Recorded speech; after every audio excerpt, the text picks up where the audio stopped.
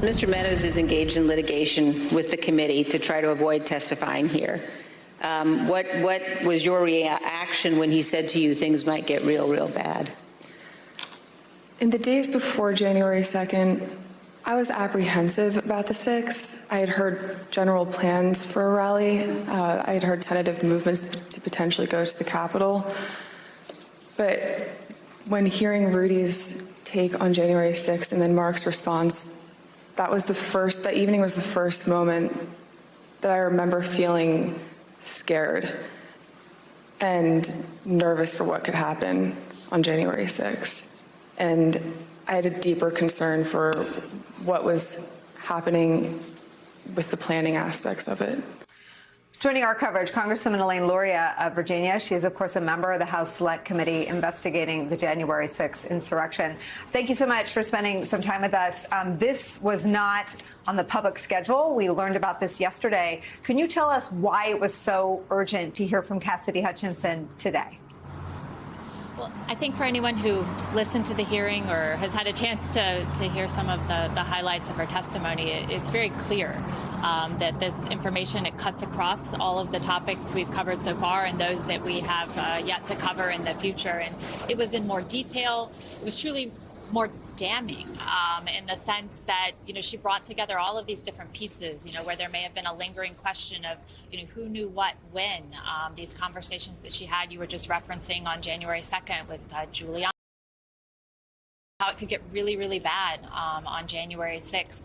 All of that shows a clear knowledge of what was yet to come. And to me, it shows a clear intent and an involvement in this. So, and then the next phase of that is, what's the cover-up? A lot of times there's a phrase essentially that, sometimes it's not the crime that gets people, it's the cover-up. And, what we heard today in the closing remarks about, how there's been pressure, potential intimidation. Our community, she's a graduate down in Hampton Roads of Christopher Newport University, so we're very proud of her for her courage. But a 25-year-old woman who has more courage than so many men we are talking about here who are twice her age. You're so right. And I think I was 27 when I went to work in the White House, and I didn't have a job like what she had, but she certainly has a role where you see and hear everything. And because you'd already spoken to her 4 times in 4 tape depositions, and because her testimony had been featured so prominently, I wondered if she went today because she is one of the victims of this witness harassment and witness testimony that at the end. I certainly think that everyone in the president's inner circle is susceptible to that from what we know and understand from those examples, anecdotes that were given today. I don't think that we'd say they're unique to one person. They probably apply to many. So her courage should be a signal to those people and what it means to our country and, really the future of our institutions, that they should come forward like she did, be as strong as Cassidy was. Congresswoman, are you presenting evidence that will build toward a conspiracy prosecution if that's a choice DOJ makes? I think that the evidence that we're providing paints a very clear picture of all of these different pieces. I've said earlier, and I feel more convinced every time we learn more, that this was an attempted and failed coup. And there were multiple parts of that. There was clearly a conspiracy when there's multiple people involved in this, and they have an attempt to undermine the government, stop the functioning of Congress. And so, all those building blocks, have been coming together, and they're just coming more clearly into focus as we're able to present more information from witnesses like Cassidy. The White House counsel, Pat Cipollone, was essentially a witness without being there to testify to his own actions, his own conduct, his own storming into the chief of staff's office to, I don't know if valiant is a word used for anyone other than Ms. Hutchinson, but to go down to the Oval Office to try to get Donald Trump to call for the rioters to go home. I wonder at this point if what sort of responses are you getting? I mean, all of his deputies have the same privilege, structural concerns that he would have. What is the reason he has given to the committee for not doing what his deputies have had to do and what his colleagues who were interacting with him around the clock have already testified to him doing? Well, I'll reiterate what my colleague Liz Cheney said a few hearings ago, that, we want Mr. Cipollone to come speak to the committee on the record. I, won't get into specific dialogues we've had with witnesses or potential witnesses, but his testimony is incredibly important. So I want to just reiterate that request, to provide the information and fill in even more of the story that we heard today, because he is a key witness. And I think that there's plenty of information that he should be able to provide to the committee that wouldn't necessarily apply as far as privilege is concerned. There are circumstantial things, there are conversations that weren't directly with the president, and that's information that we need in order to more completely fill out the story that we're telling, to paint a full picture of January 6th and all the events surrounding it.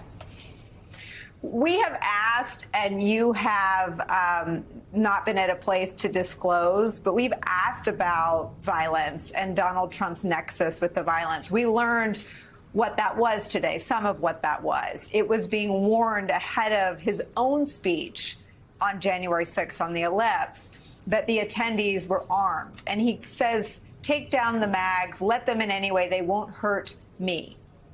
Does Donald Trump, knowing who the armed insurrectionists and Trump supporters were going to hurt and who they weren't going to hurt, what does that mean? What are we to take from that? Well, this anecdote was just absolutely shocking to me. First of all, the vain aspect of it, that it's all about, the image of the camera and making sure that the area that's within the frame of the camera is full enough, and that he wants more people in there, and this insistence, okay, who gives a damn if these people are armed? They're not here to hurt me, i.e. they're not here to hurt Donald Trump.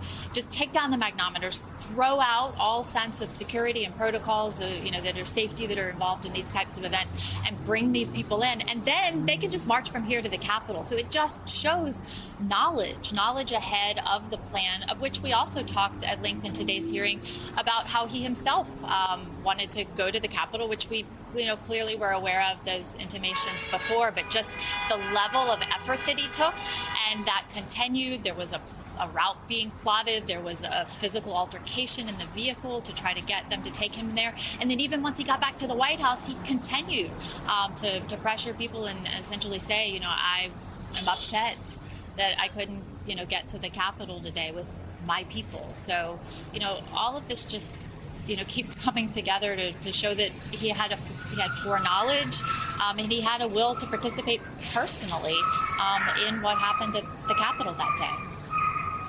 Congresswoman, we've been so generous with your time. I have one more question. We also learned that Kevin McCarthy is in on this. He's talking to the chief of staff, and there's at least one conversation with the president where he says, don't come up here.